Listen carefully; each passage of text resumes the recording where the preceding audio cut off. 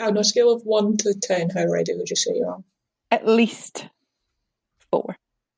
At least a 4. But more likely 10. Okay, I am actually ready now. Yay! Yay! Let's play the music.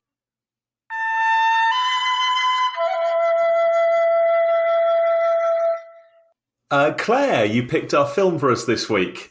I did. I chose Awakenings from 1990, 91, something like that. 90, yeah. Why'd you pick it? Someone on Reddit asked about serious roles that Robin Williams had played, and someone mentioned this film, and so I hadn't heard of it, and I looked it up and I thought that might be interesting to watch. And I have read a book by Oliver Sacks, which I quite liked back in the days. Okay. And so, yeah, I was interested to see what the film would be like and what you guys thought of it. That's nice. So, what did you think of it? I liked it, and afterwards I also read a little bit about Oliver Sacks, and I thought his life was interesting too. So yes, overall, net positive. Net positive. I really liked it. I thought it was a superb film, really nicely done, and telling a really amazing story. And there were so many things they could have done badly that they didn't. They didn't fall into any of the traps that maybe this kind of film presents. And yeah, really nailed it. Okay, Laura? I really liked the first half, and then it all went downhill. So it's a net negative for me. Whoa. Yeah. Interesting. And Claire? I thought it was all right. Yeah, just all right all the way through. Yeah, a net neutral. Okay. What a range. What a lovely range. Where should we start with then to pick that apart? I immediately want to know what Laura didn't like, but maybe we should talk about what was good first. Well, I suppose if I say what I didn't like, then you can bat it with something positive, rather than me trying to. I won't try and destroy your happy arguments. Okay. If I go first. Whereas I might, sure. If you go first, it'll sour the mood because I'll be like, no. Yeah, we'll lower the bar and then we'll bring it up. Is that all right? Does that sound right? Yeah, great. Okay, so I did like it. First of all, I did actually enjoy watching it, and I spent most of it just weeping out of emotion because it really did. It was a very emotional film. Like it did. Even the end, I was just in floods of tears. So obviously worked. It did its job well. I just think that I really didn't like the way that they went with the narrative. I just thought it was problematic. Oh. I think, I mean, it's from the 90s, so I can forgive it a bit because but still. So films, I feel a lot of films use disabled people as a kind of benchmark for how non-disabled people should be grateful for what they have, which I feel is awful. And it's a bit eugenicist-y to be like, why don't we, it's all about life and we should learn to love life because look what could happen. We could be catatonic or we could be, heavily disabled like these people. And don't they have no quality, et cetera, et cetera. So I felt like that was the narrative it produced. That was exactly the narrative it produced, yeah. Yes, they explicitly said that, actually, didn't they? Yeah, it couldn't have been more clear with that, yeah. Which I just don't think is right. And I just think it ends up being very normative, where you're like, being disabled is the worst thing you could possibly be. And look, aren't they joyful now that they're more like normal people? And just the miraculous cure that made them all finally, be able to speak and dance and do everything was just very old-fashioned and very not aware of disability activism. And it just produces a very normative view of ability and disability. Sure. That's what made me very uncomfortable.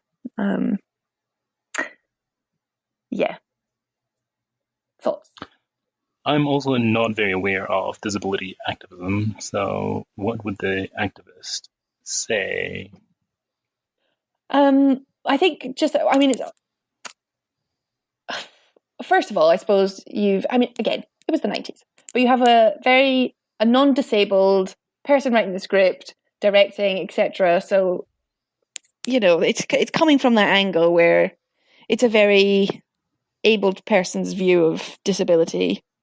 So I'm not very articulate, but just kind of what I said, like you need to be. It's not inclusive, is it? It's saying that the most optimal way of living and being is to be creating a very normative view of what happiness and value and worth is, I think. But again, I feel it ends up being a bit eugenicist, because it's like, well, there's a cure. We've cured your disability. Oh, isn't it tragic that actually we didn't? Okay. I feel like, let's think if it was a different disability. Let's say it was Down syndrome or something, that suddenly they produced a cure for Down syndrome. Like, that would be a totally unacceptable film. Right. Wouldn't it? Because you'd be like, well, you're just being... No, that's totally devaluing the experiences and lives of people with Down syndrome. Okay. Do you think?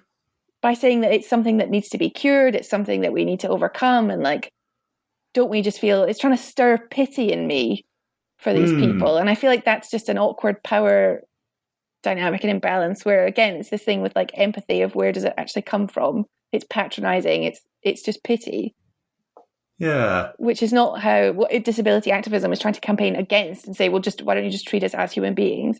But then on the other hand, this film, I feel like it took it to such an extreme that you could not think that. So you couldn't think, oh, life was, fine for them or anything like that. But so it's difficult. Okay.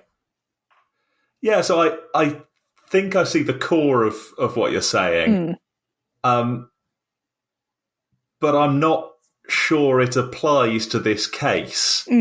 If it had been like, I don't know, people who are hard of hearing or something, and people who are deaf, there is a deaf community. Many of them are happy being deaf, and they're just as valid in their lives as non-deaf people. But I mean, that this film was about people who were essentially comatose. Yeah, people who didn't understand where they were, or in many cases seemed to have no even knowledge of time passing. This was not something that you'd be like, well, that's just another way that you could live your life.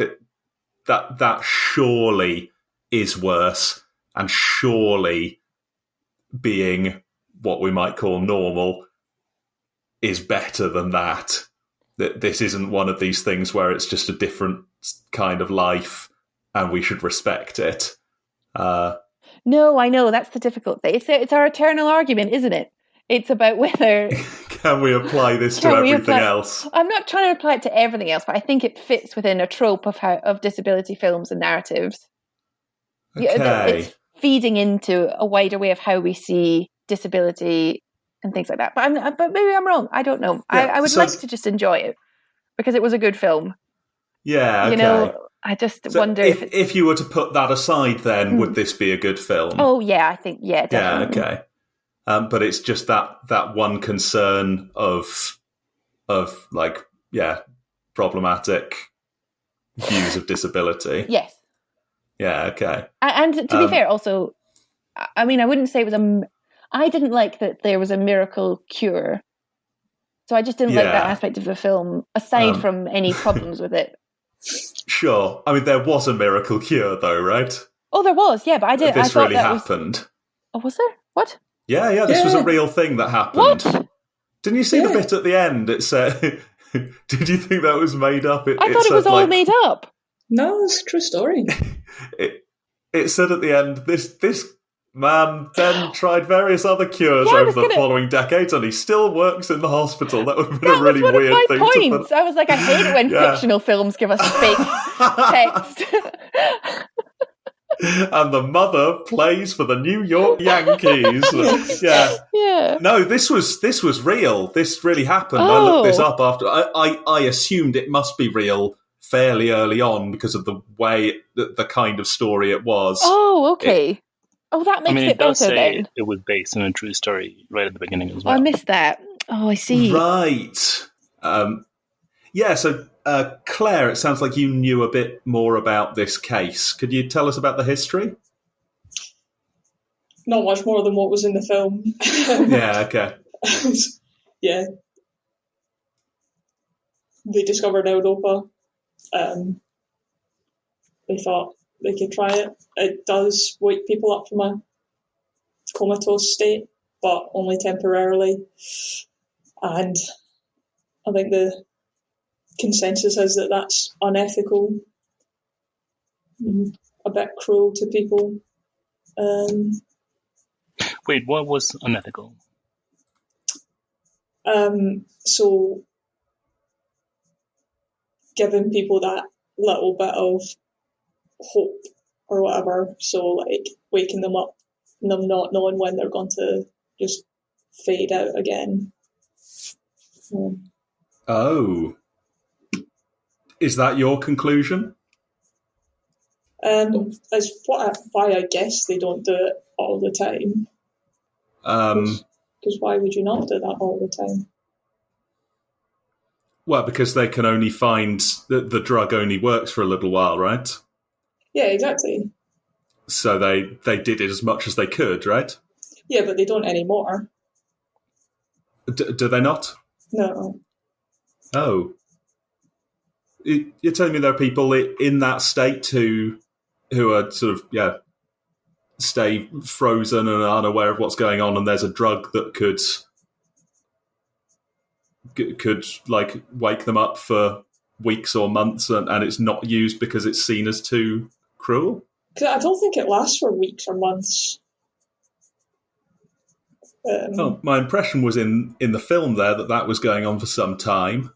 Yeah, I feel like it was exaggerated to make a film rather than just having something that lasted like 2 days. I don't know. Oh, right. Suppose it was as in the film. Is it unethical to...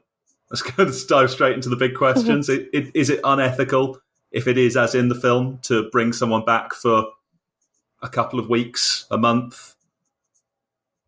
Let them meet people, do stuff, Plato's knowing cave, that they may not stay permanently?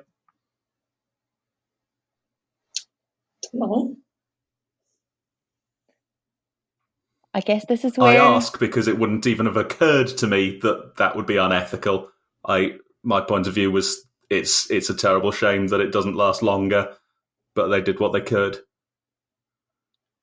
I guess I'm with Michael. Then maybe it's better to have at least some moments of clarity, of awareness,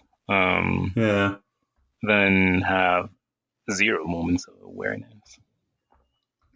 Yeah, I don't know. Maybe it's just that specific form of comatose. Maybe because it's encephalitis that's caused it. Maybe it only works in that specific case. I think that's quite rare, except in like outbreaks. Yeah. So I did a little reading about this as well, and that there was one major epidemic of this that hit people between sort of 1910 and 1924, and there has never been another epidemic of it. There have been very few isolated cases. So it kind of did only apply to this one generation of patients. Okay. Yeah, I just assumed there must be an ethical reason they don't do it. But I suppose if it doesn't work if it only works in that specific case, then that'll be why they don't do it. Yeah. So that is scary, that something can cause that condition. What specifically caused it? Was it COVID-19? I think so. It's closer to that than you might think, right? It was an epidemic of some. Yeah, I don't know much about encephalitis, but it's an illness that makes you very ill for a little while, and it caused many people to die. And it was only some years after that epidemic had come and gone that they realised there was this enduring something like what they call long COVID now, some sort of not very well understood symptoms that persist many years later and can cause complications later in life. I think that was what was going on here. These were all people that had survived the illness. Wow, that's so both interesting and scary. Yeah, it's not a nice thought. So I think the idea is if there is something like COVID, some new disease, we just don't know what might happen in a few years' time. It's a scary sort of thing. I think this is quite a rare side effect of it, though. This is only a tiny fraction of people who got it. Oh. But the rest died. And many died, many survived and were healthy for the rest of their lives, or see. whatever. Yeah. Okay, now that I know it's based on a real story, I kind of take back what I said. So that doesn't really apply. I mean, I guess it kind of applies, but they still narratively shaped it around like appreciating what you have. Well, which is still. I mean, I don't know. Yeah. They were essentially. Stop asking me for my opinions on things. They were close to dead, weren't they? No, I can see what you mean, though, Laura. It's like we've said before. You choose what to tell stories about, and if you're making stuff up, then there's a bit of a question of, well, why would you make up something like that? Who would invent this story? And the response to it might be the Russians. Well, yeah, but not all disabilities are like that, and you've made some ridiculous straw man of a disability that you would have to have this point of view on. But I guess the amazing thing is that that illness really does exist and really was like that. Yeah. Oh, good film then. Excellent. So we've negotiated Laura up to great film. Claire, maybe you could. we can. Maybe you could change your mind. Tell people they're wrong. Everybody who doesn't like it, we can argue with their opinion. Why don't you tell try them that they do like it? Having the right opinion. Yeah. What's wrong with you, Claire? Wow. So, I just thought it was all right. I thought it was very, I don't know, on the nose. Is that the phrase you would use, Laura? Yeah, I found that a bit as well. Subtlety. It was a bit. We get in. Researcher. He's going to want to do experiments. He's not going to be good with people. It turns out he's actually caring. He's just a bit awkward. I don't know. I suppose it was just trying to tell a fictional, or not a fictional version, but an interpretation of a real story. And in that sense, it did a really good job. Had likeable characters. Yeah. But it was very. It's just a bit meh. Was it cheesy? Pardon me. Cheesy? I wouldn't say cheesy. Okay. It's saccharine? Saccharine? Yeah, saccharine. Yeah. It's more sweet than savoury. One would describe someone as too sweet to be wholesome. It's just trying to tell us a nice story. But then, there was more to it about him appreciating his life and how he was changed by the experience, like the doctor. Yeah. There was at least something to it. Don't really know what else to say. Nobody got stuff wrong very often. It was just very clear that the lead doctor made a guess, got it right. There was an antagonist who disagreed with him, and he proved him wrong. And he figured out how to get whatever her name was to walk to the window. Yeah. There was never, I wonder if this will work. I'll test it, and then it doesn't. It's, that's not how science works. You have a million ideas about what's going to work, and you test them, and none of them work until the thing that you didn't try for 2 years because it would never work. You try that and then it works. Well, he couldn't make the earthworm thing work. Yep. The earthworm thing. He Remember in did his job try interview? before, yes. Oh, yeah. That was quite funny. That was a good little summary of science. I like that. Okay, so I think I get what you're saying, Claire, and I think I maybe sort of spotted that as I was going through as well. There wasn't a lot of conflict, and you really do need conflict to drive a good story. And I was thinking about that a bit as I was going. I was thinking, I love this film. I'm really enjoying it. But you expect more of and then there was another hurdle, and he finally got over it. Whereas this, it was a bit more sort of he had this amazing breakthrough after trying, 2 or 3 things about a third of the way through the film or halfway through the film. And that didn't quite fit the Hollywood formula.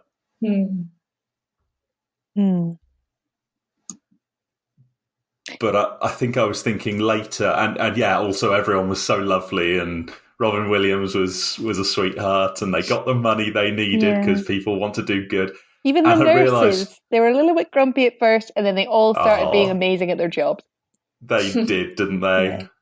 And they gave the checks because they wanted to pay for the medicine. And I realised that I think they maybe realised when they were making this film, the storyline of this film is devastating and is just so sad and so emotional. People are going to be in floods of tears. I don't think we need to add any conflict to this. We could probably make this like as nice as possible. We could make this a film where everyone's being great, and it would still be a real tearjerker, a really heartbreaking film. And they kind of did that. Yeah, I think it kind of worked. I think there was certainly tension driving it. I don't know if it needed the conflict. Yeah, because you were just full of dread after the symptoms started coming back. I do think that there were some conflicts, but maybe just little conflicts. Like when he first wanted to put the patients on new treatment, but then I suppose the director didn't want to, and he just allowed one. But then as he got promising results, he was allowed to put everyone on the same treatment. And then ultimately he does not overcome the problem because he doesn't find a cure, and they'll go back to their state of unawareness. And I'm not sure if they finally found the cure, but I think that they haven't found the solution to that problem. So maybe there is some conflict. Yeah, okay. Occurred to me as well that so Dr. Kaufman, who was the know-it-all busybody doctor who all of this was more than his job's worth, and he wouldn't let them have the drugs without just push back on everything. It occurred to me that I guess that was a real guy, and already this was like a bit of a character assassination. Like, I wonder if he was actually that objectionable. Maybe they thought, because they could have stuck, an extra 20 minutes of him arguing with Robin Williams, and it would have played like a standard Hollywood film. But maybe they figured they couldn't take that much of a liberty and just turn this guy into a monster. I don't know. Did you recognize him? No. Was it Poirot? That would be a twist. Who was he? It's the dad from Home Alone. Wow. I don't really remember the dad from Home Alone. He's famous for being the dad from Home Alone. Yeah. Oh. It's John Hurd. Yes. I didn't know his name. No, I wouldn't have got that. Did you recognise Eleanor Costello? No. You didn't recognise Eleanor? No. It's Marge bloody Simpson. No. Really? Yeah. Oh, wow. Oh, I didn't get that at all. I need to rewatch it now. Yeah. God, yeah, There I you need go. to listen to her voice, see if I can recognise it. She didn't do the really rough, like, growly throat thing. Was Keanu Reeves also in the film? Somewhere, I'm sure. I liked her. She was She lovely. was nice. Wasn't she a great character? Oh, they kind of all were, weren't they? Didn't Robert De Niro play Leonard brilliantly? He did. I didn't think that this was his best role. And he was so young. Oh. What was his best role? Have you? I don't know if you've seen Meet the The Fockers. Irishman.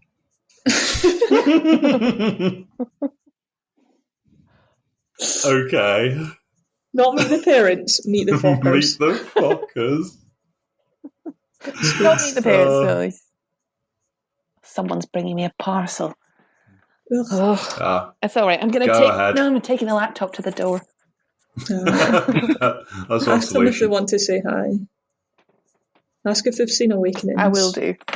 Yeah, this could be the best guest appearance since that guy wanted to borrow that book. Oh, sorry? Yeah. Oh, thank you Have very you much. seen Awakenings? He said he hasn't seen Awakening. I thought you were going to ask him. Did you not catch me asking him? Claire, what do you think of them saying, let the chemists do all the harm? Yeah, you're a chemist, Claire. Yeah. I mean, we've really got no idea, have we? We just make stuff. We just see if we can make it and then tell people about it and they decide if it's useful or not.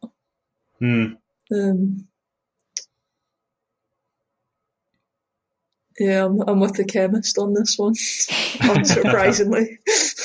No. Let the What doctors do you all do the think harm. of the patients using the Ouija board to communicate? Oh, that was really interesting. Was there some symbolism behind it? Definitely. Oh, do you have your flute? I do have my flute. I'm going to play it.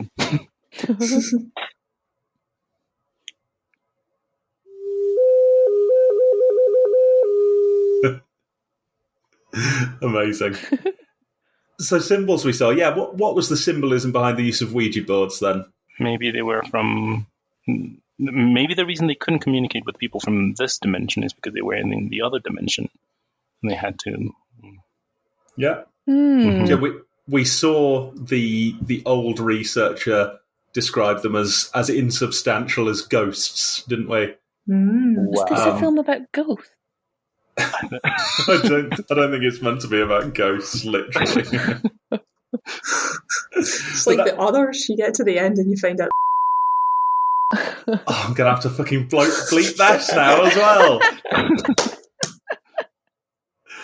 This is going to be a 5-minute episode. Right, so that this is actually a really good one. I wasn't sure about this, but yeah, so that the people have been compared to ghosts, and you can't really communicate with someone that's so distant from being someone who is even beyond being dead. Were you about to say you can't communicate with ghosts, and then change your mind because you realised I'd argue with you? Well, so this is exactly it. People think of ghosts as being dead, as people that you can no longer communicate with. And Robin Williams' character, that was his outside the box thing. He said, "No, you can. I'm going to try it. You use a Ouija board to communicate with a ghost, even though everyone else, many people would say that that's nonsense." That was his way of communicating with them. And that was a nice touch. Perhaps it happened in real life, but if it was a directorial decision, that was as an interesting one, juxtaposes that discussion of them as ghosts quite well. So are you saying that since Laura believes we can communicate with ghosts, she's the Dr. Sayer of our group? It does sound like I'm saying that, doesn't it? Does, It does, yeah. doesn't it? That's not quite right. Yeah, no, so we have to see it definitely as a symbol, as a symbolic thing, and not really an effective way of communicating with ghosts, which don't exist and which you can't communicate with. You sound an awful lot like the dad from Home Alone. Well, all I can say is go to your room, Kevin. I remember almost none of him from that film. That's his only line. Pretty much. I remember the uncle going, "Look what you did, you little jerk." Oh, best line of the film. And the other kid going, "You're such a disease." Oh dear, we're going to end up watching that for the Christmas special, aren't we? Yeah. Good one anyway. Any other symbolism? Symbolism. I was trying to think the way through. I was like, symbolism. And then the panther came up and I was like, oh, maybe the panther. But then they were pretty on the nose with that, so I'm not sure it counts as symbolism. Yeah. It was a pretty straight film overall, wasn't it? Yeah. I get the impression that it was... Yeah, so I don't know how much you know about Oliver Sacks. Nothing. He basically just writes these case studies of interesting mental health and psychology cases. Yeah. So the book I read was Musicophilia. And it was cases where people who just couldn't communicate or were entirely unwell in different ways connected with the world through music. Yeah. And it was just a load of examples of that. And presumably Awakenings was his telling of this story. So it is all it's very scientific, but sort of pop sci, written for non-scientists, but scientific case studies. Yeah. And I feel like the film was basically just acting out his book. And so, I don't know if it was so much a story with layers as... I mean, we can always find layers.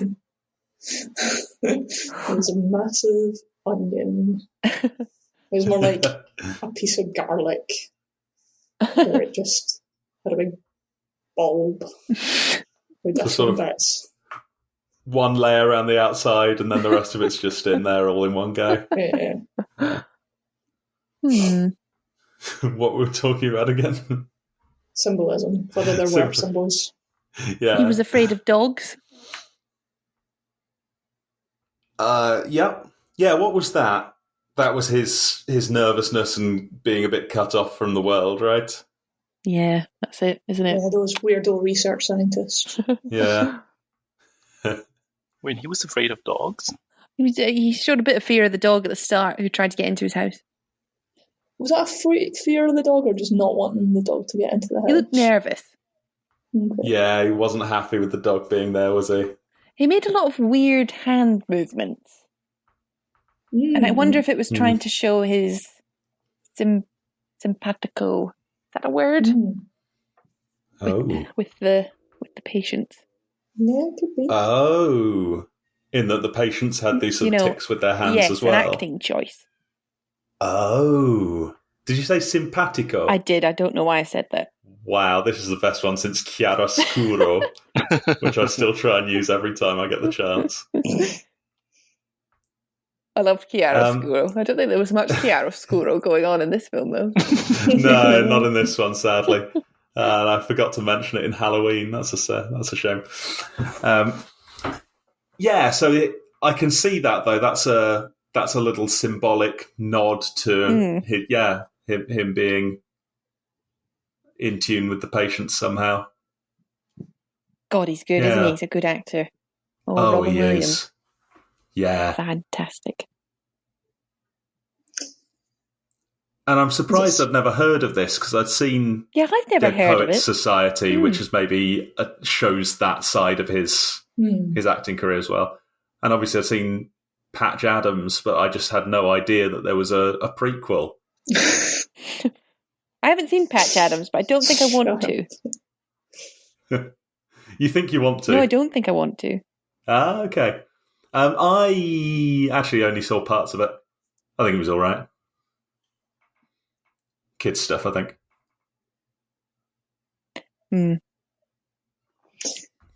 I've got a potential symbol. Ooh. Okay. The little dance that Leonard has with his girlfriend. Oh, yeah. I feel like that's a very important moment. I feel like that sort of represents the whole life that she could offer him if they could just, you're not going to like this, Laura, but if they could just fix him.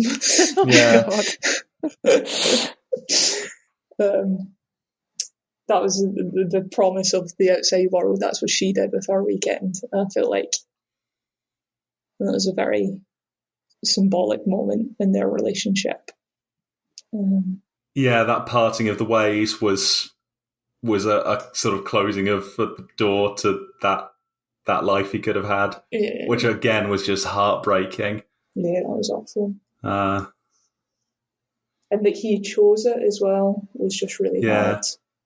Well, I think he chose it because I thought he chose it because he realised that it wasn't really an option. Yeah. I think did he realise by that point that he was getting worse and that he wouldn't be able to leave the hospital? Yeah. Yeah. Oh. He was a great character. I loved Leonard. Yeah. He really captured this thing of how he was kind of still a bit like an 11-year-old. Yeah. Oh, yeah. Can we talk about that? Yeah. So this director also directed Big. Really? And I think this woman has a bit of a problem. Oh, what was Big? It's the film where Tom Hanks is a 12-year-old boy and he gets transported into the body of an adult. So he's I remember that film. Yeah, he's a fully grown adult man with the mind of a child. Okay. Also he worked Freaky Friday. Games.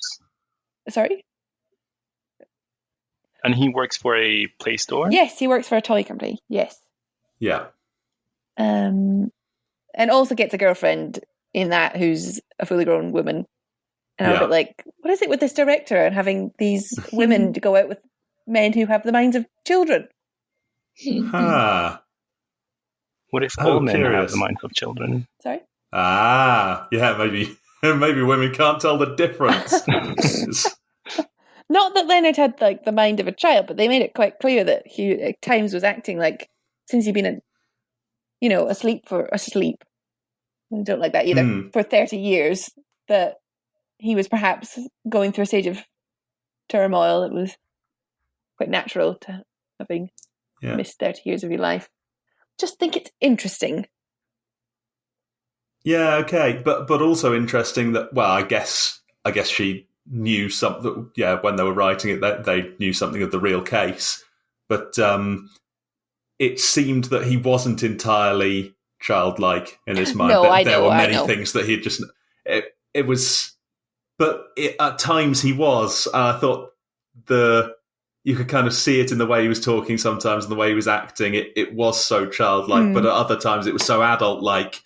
And I don't know if that's because his brain had aged, though he had not had all these experiences that define being an adult, and that was just interesting somehow.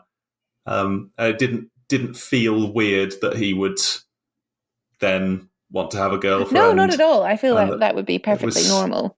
Yeah, it was really but good. I would just ask, is it about women exploiting vulnerability? But they have the excuse in the film that they don't know. Oh, also, that was a bit of a weird moment when she was like, you don't look like a patient. You're kind of a sexy patient, aren't you? Remember? Yeah. You think she meant something like she was flirting when she said that? I thought the whole point of her, the way she was written, was very innocent and very. I know I'm being a bit facetious here, but I had a bit of a laugh at that. Okay. Bit. So I don't have the background of having seen Big, but have you not seen Big? Oh, sorry. No. More spoilers. I'd never heard of it. You've never heard of Big? No. It's a good film. I think you should watch it. Oh, it's a great film. Okay. I've never seen Freaky Friday either. That's the same kind of principle, right? Yeah. Actually, does Robin Williams not have a film like that as well? Yeah, Jack. Where he grows up. Jack, yeah, that's it. Where he grows up. He has an aging 4 disorder. times as fast. Yeah. Mm-hmm. Actually, in Jumanji, he's grown up in the yeah, jungle, right? And he comes back having not been in society since he was 13. Wow.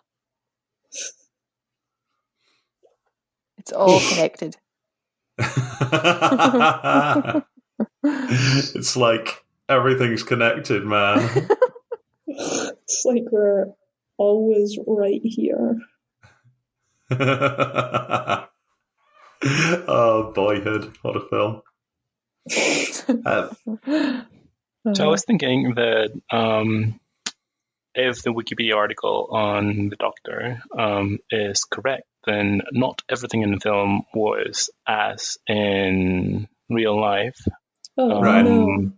Because, the Wikipedia article says that Dr. Sayers, Oliver Sacks, is homosexual.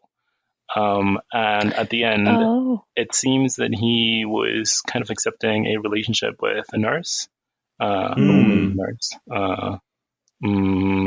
Sorry, did you say Oliver Sacks is homosexual? Yeah, that is is that the name of the So doctor he wrote up the book. Yes, but was he the doctor in question? I guess was they he based not? it on he him. was. Yes. Okay. Mm-hmm. Oh, that's interesting. Yeah, so they've actually given him a different name in the film. Yes. Dr. Sayer. Yes. Different from Dr. Sacks. Mm-hmm. Oh, interesting. Did they think that was What are we at? 1990. That's definitely just homophobic, isn't it? Yeah. Like that. Yeah. If they're going to have a love interest, you can't say it would be too distracting if it was a man. Yeah. Yeah, they've just gone for... We wouldn't trust his intentions with awakening a boy if he was gay, because I'm thinking 19... assume sexual deviance, don't we? Yeah. So 1990 was, I think, the same year that Philadelphia came out, right? That was a huge deal, and having a gay main character was this massively progressive and intense thing to do. I guess they just thought, at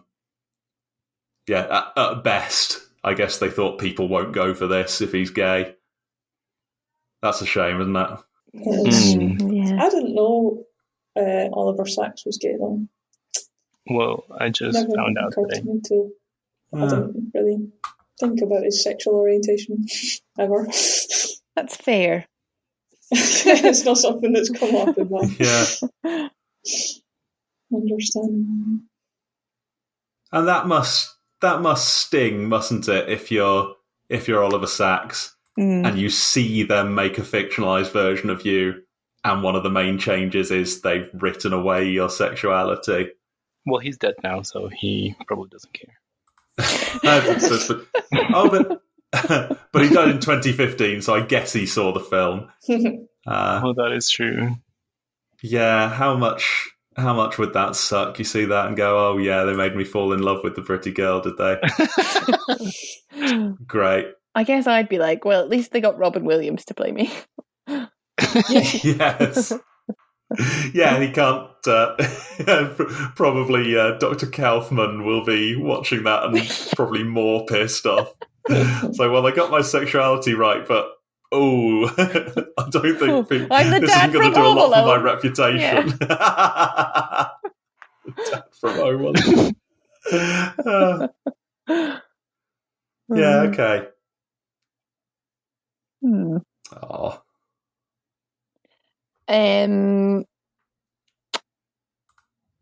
One thing that annoyed me. What's one thing that annoyed you? Well, at the end, on this note of the love interest, when he flings open the window and shouts out to her, then runs down to her. Yeah. Mate, you're in a secure ward. You can't believe when windows open. He left the window open. Window open. And I'm going to guess that he didn't lock his office either. Yeah. He's a researcher, though. He's forgetful. we saw how forgetful he was, didn't we? We saw he left the fridge open. Yeah. And in the first scene we see him in, I think he leaves the key in the door of his car when he goes into the hospital. Yeah. Sorry, Oliver.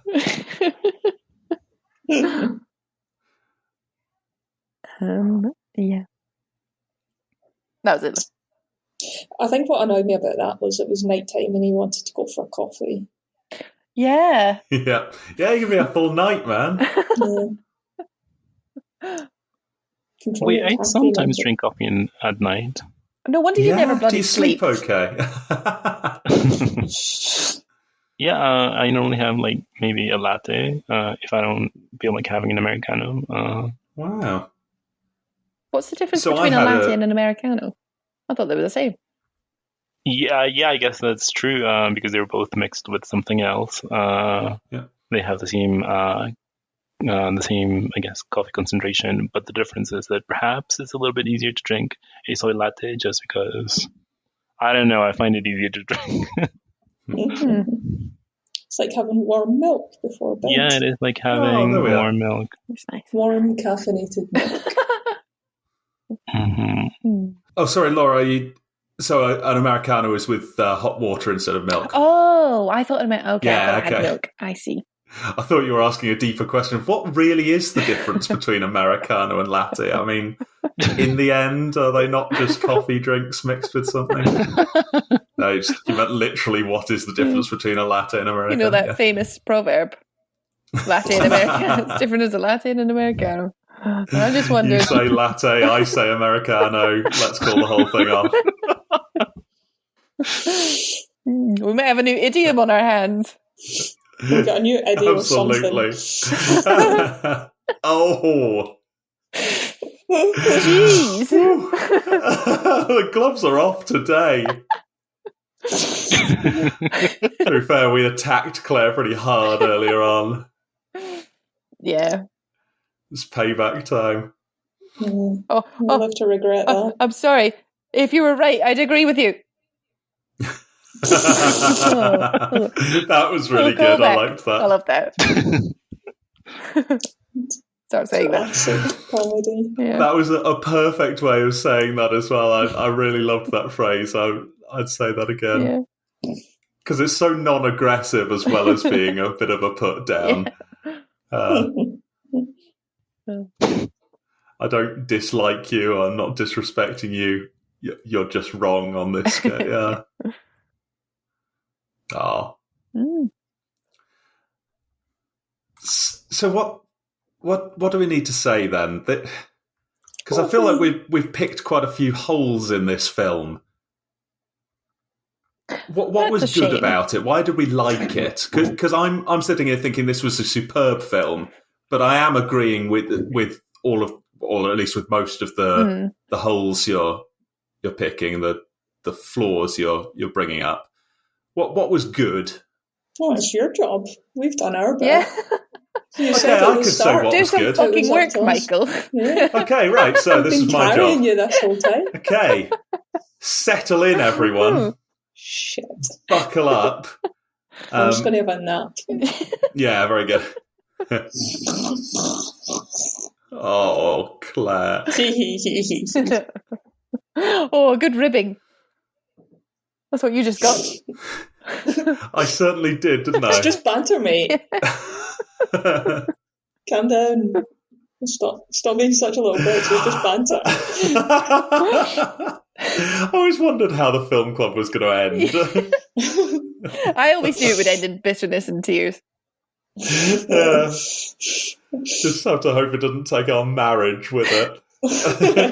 A ghost told me that. Okay, so why was this a good film? Right. Yeah, This was a good film because it had a meaningful story that was about something real that was worth knowing about, and that even reading like a doctor's report of it, even reading the most dispassionate, you could read the Wikipedia article of this film and you might cry, right? that they didn't need to jazz this up in order to make this touching. They had the source material. So it had great source material, perfect source material for a film. And then they used that and they didn't fuck it around. I think they realised that their job as filmmakers was to communicate this and to communicate the core of this story. They changed some details, and we've talked about details that they really shouldn't have changed. But they captured the core of the truth of this story, and they did it in a way such that they didn't need to inject drama. There are so many films where they try to make it exciting or try to make it moving by making some big thing happen, or by doing this sort of ghoulish close-up of someone crying, or jazzing it up with over-the-top music or unnecessary drama or whatever. And they really didn't do that. They could have had a minute-long sequence of Leonard's mother breaking down in tears. They could have had a minute-long sequence of Robin Williams yelling at somebody because he wanted to save these people, god damn it. And I think so many directors would have gone in for that. They'd have said, well, or writers, I guess is what I'm thinking of. They'd have said, this would make it a more engaging film. We need to turn these taps up a bit. And they realised we don't have to do that. We need to deliver the story straight. And it felt like a straight film. It felt like they decided the story they were going to tell and they just told it. And that was good. Meanwhile, we've got a superb cast. The lead pair are two of the greatest actors of their generation, and they were on top form.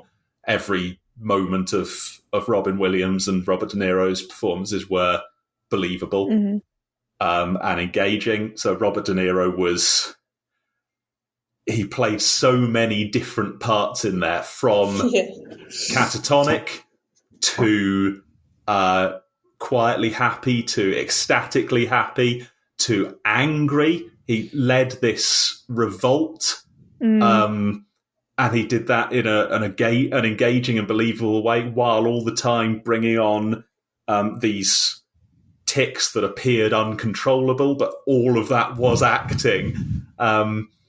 He did that just superbly. Meanwhile, we've got with it, a believable mother who has her own concerns, and brought to the film what is it like to be the mother of someone who's in this situation.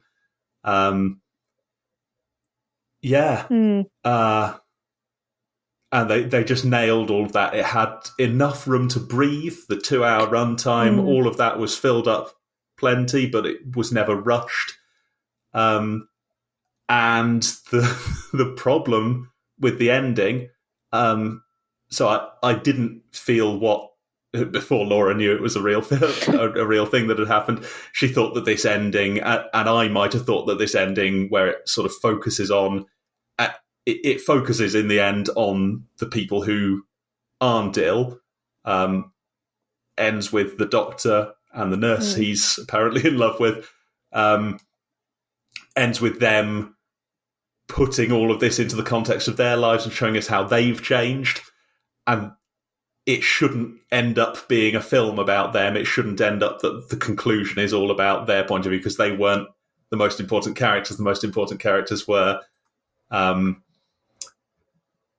Leonard and the other people. But there was just nothing else to be said. That there was no happy ending in real life where they woke up permanently and got on with their lives. And so all we could take from it is what we took from it at the end, which is we should all be happy for what we've got, and we should keep doing what we can to help others. And I thought they nailed every part of that.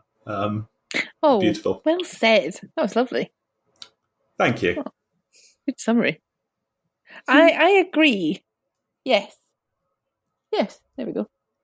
And I think, oh, great. and I think the problems that we've identified with it are genuine ones. Mm-hmm. But I think, overall, I was just so pleased with the film. Do you know what else I liked? I liked that it kind of did shed a light on the fact that, especially in this time period, that people were over institutionalized and it rendered them completely invisible. Like we had Robert De Niro say, like, I'm a person, I'm not a thing, I just want to be able to do all this stuff. Yeah. And it showed Robin Williams' character, like, even before the cure, how much he improved their quality of life just by being curious and being persistent and caring and empathetic and stuff, which, it was just so heartwarming to see and lovely. And you think, God, that's so applicable to real life, actually, to the fact that it's not, like they said in the film, it's not disabled people that are the problem. And this is a very rudimentary, like I've just really moved on since this, that are the problem. It's very much like the system and the institutions and the world that makes life much more difficult to be disabled. And really we saw this in Crip changed. Camp, didn't we? Yes, exactly. You can improve things by designing the world for people. Yeah. And in the case of the people in this, it wasn't a case of you need to let them carry on living with their disability as best they can, because they really hardly had a life at all. But what they could do was help them help them develop and try and bring out that life in them as best they could, and awake them in the way that Robin Williams managed to do. Oh yeah, it's about listening and communicating and not just assuming. It's the same stuff, nothing about us without us, sort of, I said. Sorry, go on, Claire. So I think it's interesting that the real breakthrough came from the doctor without clinical experience. I think he saw that as a weakness, but I think he had not been hardened and he'd not become cynical by a lot of clinical experience and learning bad habits. He went in sort of with a fresh pair of eyes and a real fire in his belly to do a job properly. That's the problem with the Riemann hypothesis, right? Only mathematicians are trying to solve it. Yeah, you should get chemists to work on it. Absolutely. Not anthropologists, Have you tried though. stirring it in a flask? Have you tried adding acid? That's your solution to everything. Have you tried asking it how it's feeling? That's your solution to everything.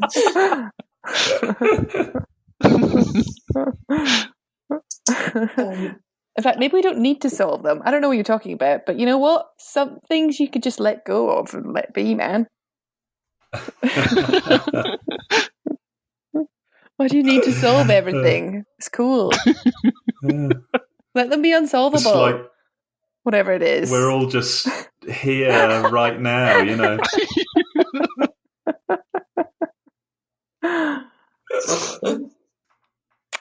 Those are all my thoughts on the film Awakenings. I think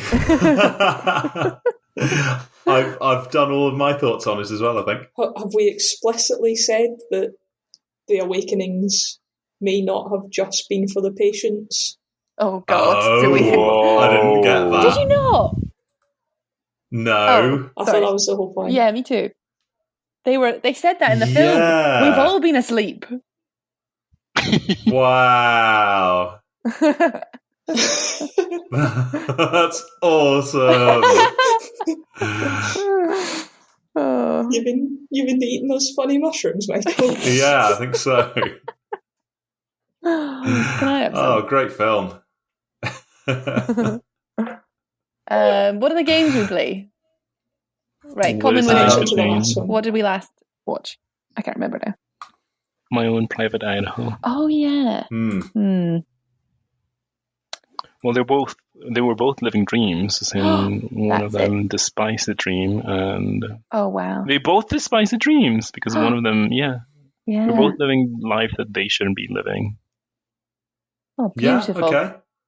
I'd have gone for the more literal. It's both about people who fall asleep uncontrollably and Yeah, struggle that's to have pretty a consistent life because of it. What was the name of the other condition? Something with an N. Narcolepsy. Yeah. Is that Okay, also that's a a good result one. of COVID-19? Robert De Niro was definitely Jesus. He was very willing to sacrifice himself and be filmed to help other people. Oh, yeah. All that sort of... And they were actually reading Moby Dick in the film. Yes. Oh my God, Yeah. I didn't even think about that. Wow. Oh, amazing. And Robin Williams was Captain Ahab, and Leonard was the White Whale, and he actually got him eventually, and so that's where it fell down. Well, I guess the cure was the white whale. Yeah. Yes, okay. Yeah, that's it. Yeah, he never quite got there.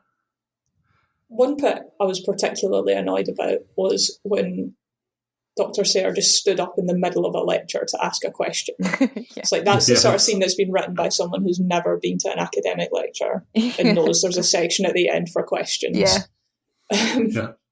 You don't just stand up.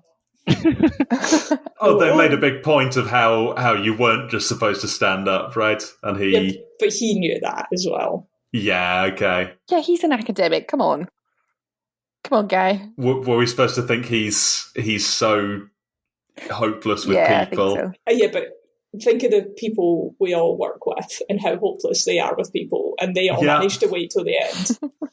I managed to wait till the end. Actually, I have no social skills. I have seen people interrupt lectures at conferences.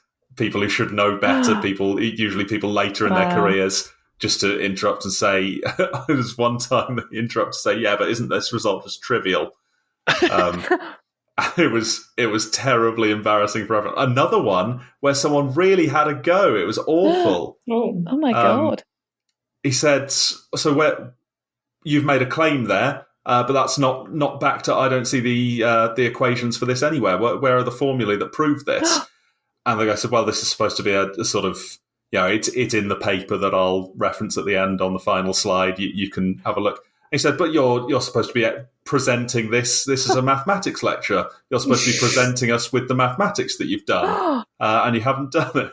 Savage. And this was like the keynote speaker. So oh my God. He sort of said, "Well, I mean, this is supposed to be for a general audience, and I thought that would be putting too much detail into this. I hope I've given an overview, like an outline of the data that I've used." And the guy said, "Well, I just think that's ridiculous. I think you shouldn't be so scared of putting the maths in the slides." Wow. I totally see. Was this Dr. Martin? I totally see him doing this all the time. No, it was some random, like, really old academic at some other uni. Where was it? Bath or something? Bloody Bath. Typical. Kent. It was in Kent. Oh, never mind. You said that wrong. Man, I live for that kind of drama at conferences. Yeah. Oh, it was awful though. What a dickhead. That sounds so awkward. Yeah. And it was fine because this guy was like well into his career, but he probably would have done the same thing to like a PhD student who'd have gone home crying. Oh, just be nice, honestly. So yeah, maybe someone who's not very good with people might interrupt in the middle of the talk. Plus, well, again, the Wikipedia article does say that Oliver Sacks also wrote about himself because he considered that he also had some eccentricities. So he okay. So maybe that is something that he actually did in real life. Maybe. I don't know. I reckon the eccentricities are things like bringing a hammer to work so that you can open the window. Yes. That was so good. Wade, I don't think that's an eccentricity. I mean, if it's something that happens regularly at your office, and then you try to find a solution, and you find the hammer works, then you would bring a hammer to your office, right? You would, Fernando, and I would, and I believe Claire and Laura would. But it's, I think, just because it's logical. that's still eccentric. Yeah. I think it says a lot about our demographic. Yeah. Wait, what is the alternative? Have the window shut all the time? Yeah, struggle with it all the time, or have it shut all the time, or send all the time. angry emails to people insisting that it be fixed. That's what I would do. People are terrible. I don't think they sent angry emails in 1969. No. Well, I'd still do that. Yeah. I think some of the computer scientists maybe would. Was it 1969, 70 they invented email? It was around then. I was about to be like... But then it was like 10 people. Do you think the first thing they did was complain about Windows not opening? I believe this is the main reason that email has ever been used, is to send passive-aggressive complaints about things. Wasn't the first webcam watching the coffee machine? Yeah, they implemented the coffee pot protocol. This is sometime before the web existed, but there was a webcam fixed on a coffee pot, and you could send a command to boil the pot. Wow. So we haven't moved on much, have we? No, I mean that was useful, wasn't it? Hey Siri, boil the kettle.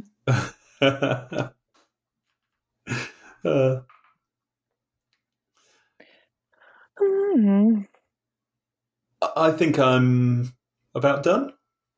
Yeah, I think I enjoyed the film more, having spoken about it. That's nice. Great. Lovely. And I get the impression Laura did as well. Yeah, definitely. That's such a turnaround when you realise it was a true story. Have we had that before? Any true stories that were like, what? Was that a true story? I mean, I've had it in my life.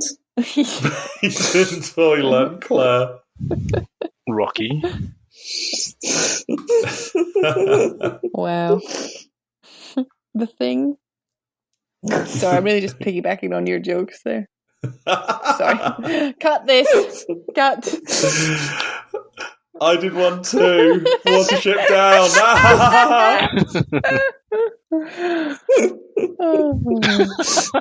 Let's do another one. What else have we seen? So I'm looking through now. I'm looking for true stories. Hotel Rwanda. Oh, yes. One Day in September. Well, that's a documentary, Michael. Yeah, I think we knew all of these, didn't we? I think that was based on a true story. Suncatcher? How true was that? I think that was made up. Oh. Well, you don't know that. Whiskey Galore, that was based on a real event. Yeah. Song to Song. For all I The know. Crip Camp. Yes. I don't know Mutiny on the Bounty. Barry Lyndon. The game the film about the Rubik's Cube. Oh, yeah. Yeah, which I'm leads really not sure we should be questioning documentaries. Did we say Imperium? Was that based on a true story? I don't think it was. Oh, maybe it was. I don't know. Why did I say it? I know Black Klansman was. Oh, yeah. Oh, yes. Oh. Yeah. Yeah. I liked the film, but the whole premise falls down when they could have had anyone else speaking on the phone. Yeah. Yeah, okay. Oh. Let's not go there. No. I'd forgotten about that, though. That's something that's going to annoy me for days. Oh. I can finish there unless anyone has any other thoughts. Well, my only other note would be is that, as in when they were talking about what was his name again? Well, Dr. Sayer was arguing that the patients were still aware, at least they were still somehow alive, and the other doctor was like, no, that's not possible. And then Dr. Sayers was like, do we know that for a fact? And he said yes. And then Dr. Sayers was like, because. And then there goes the proof by absurdity, because the alternative is unthinkable. Maybe we should That was a bit chilling, wasn't it? Yes, but I was also thinking that maybe we can also implement that kind of proof in mathematics. It's like, oh, look at this argument. Think about the alternative. Oh, it's unthinkable. It follows that it must be true. Yeah, I like it. I don't want to live in a world where P doesn't equal NP. Oh, that's the joke I was going to make. Sorry, I gazumped you. We're all just cracking jokes today. Left, right, and centre. Can't think of any now. No, that's a way It was a good film. It was a good film. Yes, had some problems, but good film. Nailed it. Wonderful. Well, I'm ready to play the music. I'm ready. I'm also ready. Oh. Hello. Fine. That didn't... It's just... Nothing happened. It just stopped playing.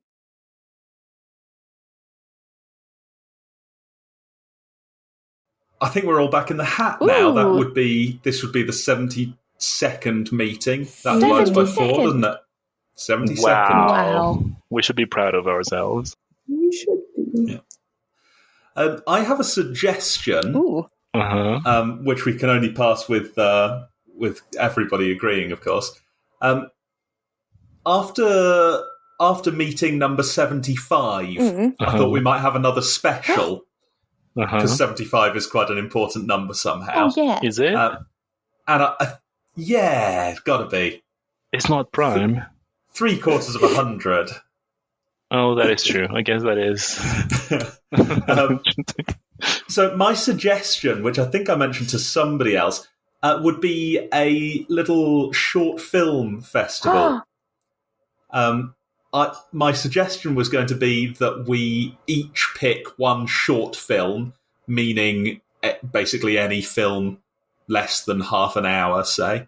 And we watch all 4 of them and discuss all 4 of them in the meeting. Would you guys like to do that? I love that. That would be amazing, yes. Great. We don't have to think about it for, say, another 6 weeks. But any kind of short film, whether it's like an artistic short film or a DVD extra or a cartoon or even a music video, whatever you like. I thought that would be good. Right, so we'll talk about that in a few weeks. Oh, excellent. Do you really just want to watch It's a Great Pumpkin, Charlie Brown? For example. Now, I think that's an hour or more. That would be... I think it's only 25 minutes. Oh, well, we'll talk about that then. Sorry, Fernando, what were you going to say? After this event, can we do a similar event where we all pick films that last at least 3 hours? We watch them all, and then we discuss them. Oh my god, if we get to 200 episodes, can we have an epic marathon? An epic marathon, yes. Yeah, perfect. After 100, we should have the second Oscars as well. Shall we play some rock, paper, scissors then? Great. Should we have me and Laura? Let's do it. Do you want to count us in, someone? 1. Nope. 0. What? 2. What's happening? I don't like... Start again! Jeez, I'm not ready. It should be clear. Okay. 3, 2, 1. Scissors. Interesting. You both lose. Oh, Try man. us again. 3, 2, 1. Scissors. Paper. Well done. Now Fernando and Claire. 3, 2, 1. Paper. Scissors. Oh. It's Claire or Laura. Can Claire have another 2 in a row? Ooh. Let's try it. Okay. 3, 2, 1. Paper. Scissors. Shit. Oh, yes. Damn it. That's Claire. Well. I've got a film. Yay. You decided? Yeah. Okay. The film is called Prick Up Your Ears. Nice. Okie dokie. It was released in 1987. I don't know how easy it's going to be to get a hold of. Sure we'll make do. Prick up your ears, 1987. Cool. Oh, it's an 18. An 18? An 18. Ooh.